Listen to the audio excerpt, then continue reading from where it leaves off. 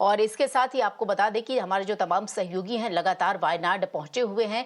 जो rescue operation है किस गति से चल रहा है, देखिए हमारे सहयोगी दीपक के इस खास रिपोर्ट के माध्यम से। It's one of the worst tragedies to hit Kerala and especially Wayanad in recent times. We're here at Chularmala where a landslide, not one but 3 landslides hitting various locations and multiple people trapped in various places. There are people who are stuck in resorts, homes completely under debris, and as we speak you can see the NDRF of course are using ropes and cranes. You can see cranes on either side. They've used a tree and now a body being brought. And it's an unfortunate sight. You can see, of course, using a stretcher they are right now, bringing the body through the gushing waters because, of course, for the people, anybody who goes there, it would be, very, very risky.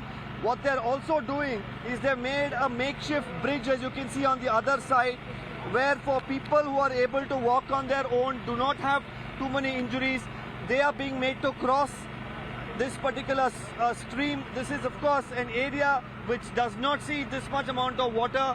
It is because of the heavy rainfall and the landslide now that you have water gushing through the area. At this point in time, the local fire department, the police, the NDRF and the SDRF teams all working together. Now after the body that was just brought in through the stretcher, using these metal ropes and the other ropes that they're using, they're trying to also of course move people who are injured as well. So this rescue operation right now continues. Through the way for us to get here, we've seen hundreds of ambulances.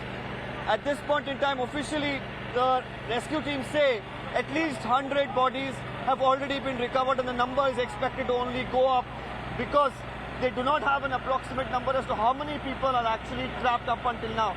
A helicopter was also used to ensure that the rescue is done. About 50 people were brought to safer locations.